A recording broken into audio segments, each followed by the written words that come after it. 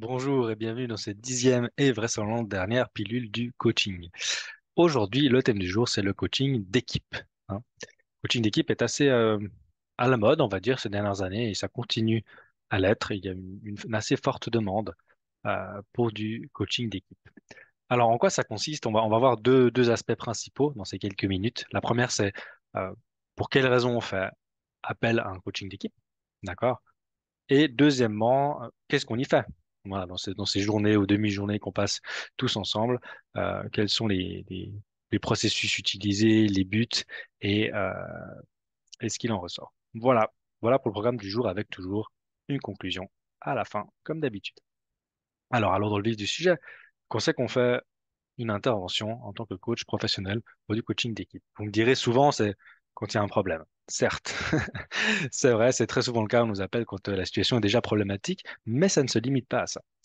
Il y a plusieurs raisons, souvent c'est lié à des restructurations, des réorganisations, des licenciements, délocalisations, fusion d'équipes, changement de stratégie à l'interne, où finalement une équipe se retrouve à travailler ensemble alors qu'ils n'ont pas forcément l'habitude.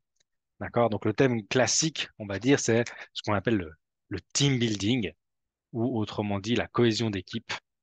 Ça peut être pour mieux se connaître, renforcer les liens, apprendre à communiquer les uns avec les autres, ou comment travailler bien ensemble. Le team building, voilà, cohésion d'équipe, quelque chose de très demandé, hein, de manière générale. Une autre, c'est la performance. D'accord? C'est une équipe qui a potentiellement un problème de performance, qui n'arrive pas à atteindre les objectifs fixés. Et le but, c'est d'essayer justement de faire en sorte que ces personnes arrivent à mieux travailler ensemble pour atteindre les objectifs. D'accord? On n'est pas forcément dans quelque chose de punitif, mais quelque chose d'accompagnement pour aider les personnes à augmenter leur performance. Ça, c'est un deuxième grand thème classique. Le troisième dont je parlerai ici, c'est le développement de l'équipe. Alors, quelle est la différence? Ben, il peut y avoir une équipe qui marche très bien. D'accord? Les gens arrivent toujours à atteindre leurs objectifs ensemble, ils travaillent bien, ils ont l'habitude de travailler. Et on sait tous qu'une équipe qui travaille vraiment bien ensemble est très performante, hein. Donc, ils ont parfois envie de savoir finalement qu'est-ce qui fait qu'ils sont une bonne équipe, quels sont les ingrédients qu'il ne faut surtout pas changer ou qu'ils doivent consolider, voire même qu'est-ce qu'ils peuvent améliorer pour être encore plus performants. Donc là, on est vraiment dans quelque chose où il y a déjà une bonne situation et on veut aller encore plus loin ou garder l'équipe parce que parfois on a aussi peur de perdre certains membres importants ou qu'est-ce qui se passe si on perd certains membres importants.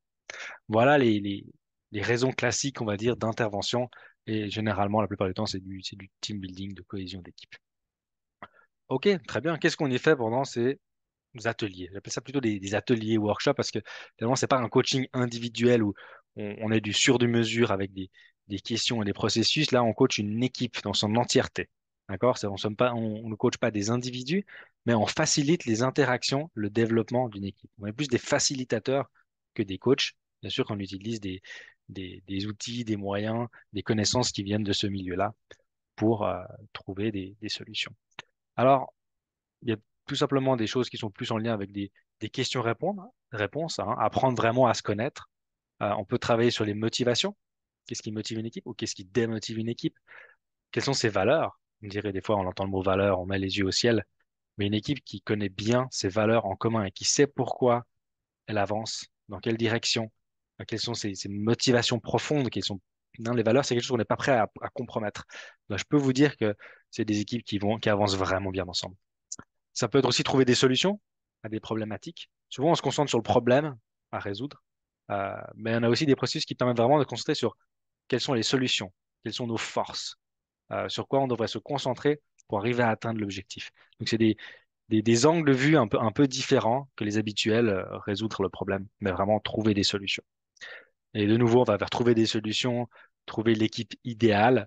Euh, Parfois, on peut aborder les situations de conflit également, de communication et puis aussi travailler la créativité, l'innovation en entreprise, parce que souvent, j'observe qu'il y a pas mal de stagnation ou de frein, on va dire, aux nouveautés, et puis arriver à ouvrir les perspectives sur qu'est-ce qui fait qu'une entreprise peut innover et quels sont ses moyens pour innover, c'est aussi quelque chose d'intéressant.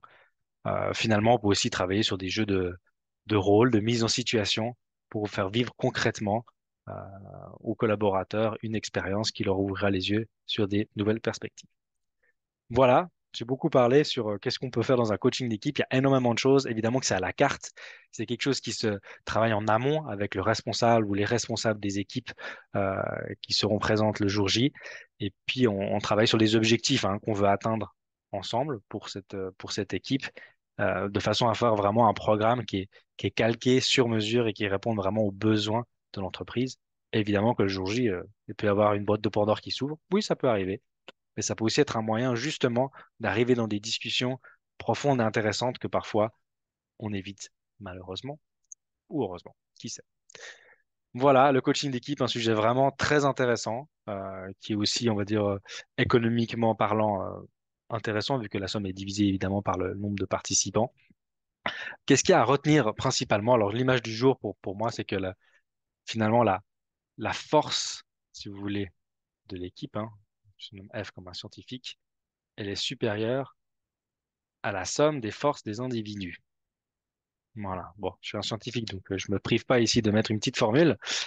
Donc vraiment que les forces d'une équipe, ou on peut parler aussi parfois d'intelligence collective, elle est supérieure à la somme des intelligences des individus ou des forces des individus. Et ça, c'est quelque chose que souvent on néglige, mais une équipe qui roule, qui marche ensemble, même si c'est pas forcément les plus grands spécialistes du monde, ira toujours plus loin qu'une somme d'individus qui chacun, même s'il est spécialiste dans son domaine, mais travaille que dans son coin, sans interaction, c'est sûr que l'équipe aura de meilleurs résultats.